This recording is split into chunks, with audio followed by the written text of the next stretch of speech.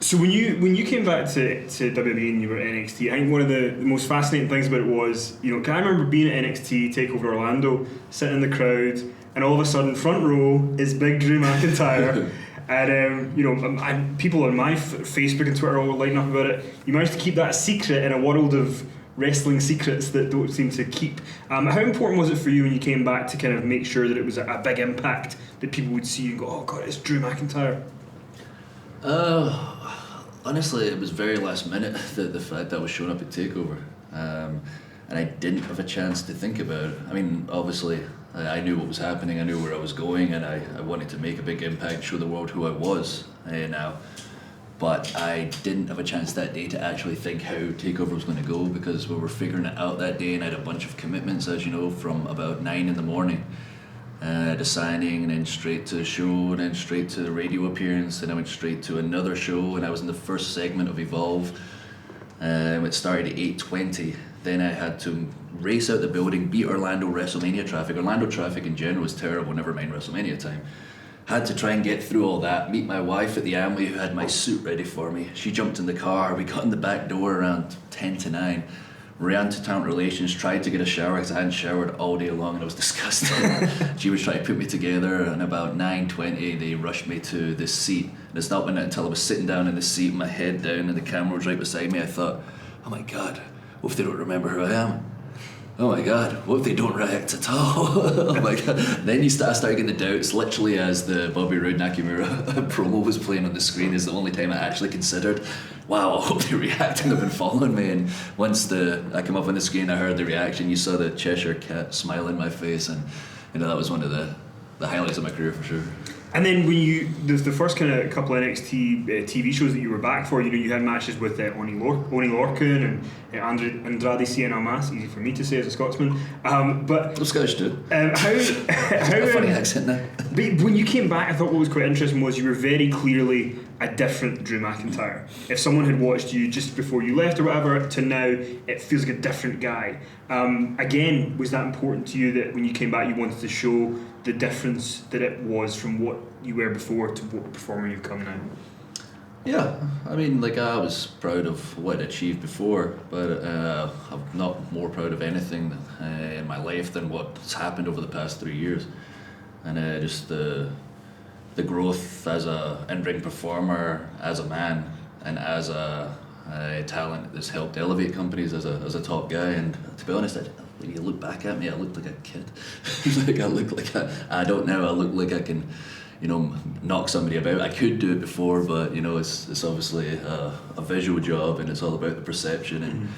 And I could do it before, but now I look like I can actually do it. I'm confident in my role. I'm confident when I get opportunities to talk in the microphone or do media in situations like this. I might not have been so confident before. So now, all that potential everyone was talking about, Drew, potential, but you can only live in potential for so long. And now finally I'm back to show the world and realise that potential. And there was once a guy that created this whole industry that saw something in me, and thankfully I think it's about to be shown to the world. And we've done a couple of interviews recently with William Regal and Triple H, and they both mentioned you and how now was the time, and they praised you very heavily as someone that they wanted as part of NXT.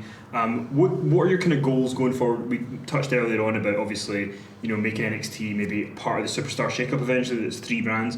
Are there any other goals in NXT that you have right now?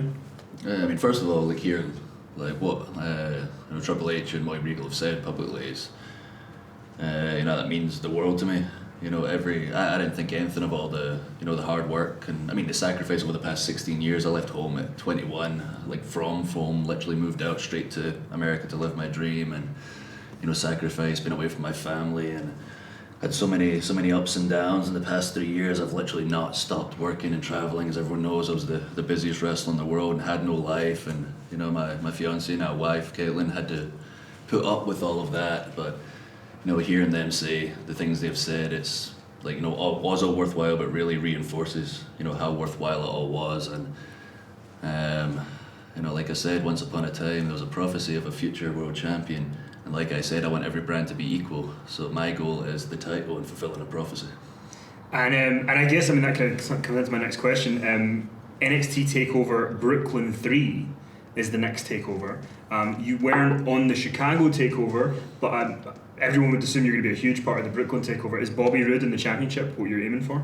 100%. So if you're in this job and you're not aiming for the championship, you're out of your mind. And New York's somewhere that's been really good to me, especially these past few years. The fans are just like the UK fans here. They're wild, they're crazy, they're so knowledgeable. You walk the streets of New York, you get stopped everywhere by wrestling fans who actually know what they're talking about and the ins and outs. And if that's somewhere I get the opportunity to wrestle for the title or win the title, that would be an incredible moment for me, because New York is WWE's home for one, and two, it reminds me of back home, because the fans just know what they're talking about and they love it.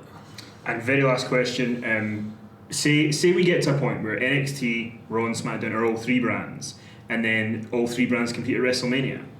Is there a WrestleMania match or a couple of WrestleMania matches in mind that you want to have, that you look and go, if you put me in WrestleMania with that guy, that's going to steal the show? So many now. There's literally so many. I look around NXT and I see guys I've wrestled a bunch, like the Roderick Strongs and Killian Danes and Aleister Blacks. I've had matches with that I want to have on that stage and show the world what we can do. And God, there's just too many. Like that 5-way at the Extreme Rules, all the guys in that won matches with them, and Cesaro and I have still to have a match. I've literally still to wrestle the majority of the Raw and SmackDown roster. But if you're talking WrestleMania, the easiest and most logical one for me would be like a Sheamus, since we've known each other since, God, I don't even know what year, 2004, 2005, and we wrestled, in the one TV show in Europe together. The big feud was, the big undefeated Irish babyface, good guy, Sheamus, against the evil Scotsman heel Drew, and we came through the ranks together, we got signed together, went to America together. I won the Intercontinental title, then he overshadowed me and won the world title, and his career went the way it went, mine went a different route to get to where I'm at now, and he was the best man at my wedding, and there's just so much history and story there. So just from a story perspective, it's very interesting, but maybe more important, the things we're going to do to each other in the ring and the way we both wrestle. Everyone knows how physical he is and how physical I am, and you put two buddies in the ring together with that kind of story we could tell, we would really we put some asses in seats, let's say. Some bruises on bodies. I want to thank you very much. Best of luck tonight with Bobby Roode. If it doesn't happen, you don't have a phone number. I'll be there. I'll see you ringside. Thanks very much.